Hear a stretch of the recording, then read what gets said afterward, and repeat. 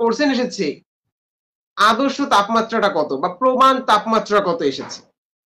এটা এসেছে মানে পরের বার যে এটাই আসবে এটা কিন্তু কেউ বলেনি। বাট পরের বার আসতে পারে পরম শূন্য তাপমাত্রা কত। তাহলে তুমি যখন এই কোশ্চেনটা সলভ করবে, লাইক এটা 2 নম্বরে আছে। এটা যখন তুমি সলভ করবে, তোমার কাজ হবে আদর্শ তাপমাত্রা, প্রমাণ তাপমাত্রা, কক্ষ তাপমাত্রা, পরম তাপমাত্রা এই 4-5টার ব্যাখ্যাটা পাশে লেখা। এটা তুমি যদি তোমার বই সম্পর্কে নলেজ ভালো থাকে তাহলে তুমি এমনিতেই পারবে। আর যদি একটু দুর্বল থাকো, আমার মতো একটু কাঁচা থাকো, তাহলে অনলাইনে আমাদের সাপোর্ট নিতে হবে।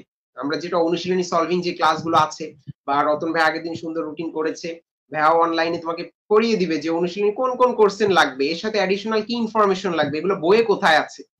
তো তখন তুমি এই 4-5টা ইনফরমেশন যখন পাশে লিখে নিলে, তখন কিন্তু তুমি ওই সম্পর্কে সব নলেজটা মাথায় গ্যাদার করেছো। তাহলে বোর্ডে যেটাই আসুক তুমি পারবে। নেক্সট আমরা যেদিন লাইভে আসবো সেটা হবে হলো ফার্স্ট রসায়নের সিকিউ এর উপরে ওয়ান শট ক্লাস।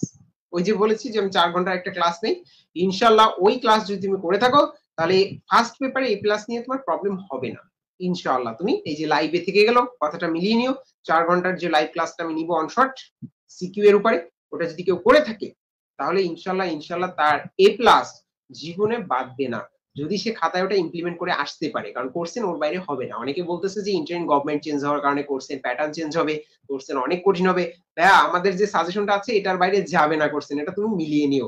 এটা তো লাইভে থেকে যাচ্ছে আমার কথা, তুমি পরে মিলাতে পারবে। কারণ আমরা কোর্সেনটা যেভাবে অ্যানালাইসিস করেছি ওটার বাইরে কোর্সেন যা পসিবল। কথা কি বুঝাচ্ছ যে ওটা অ্যানালাইসিস করে যেভাবে টাইপ ভিত্তিক সাজানো ওর বাইরে কোর্সেন যাবে না।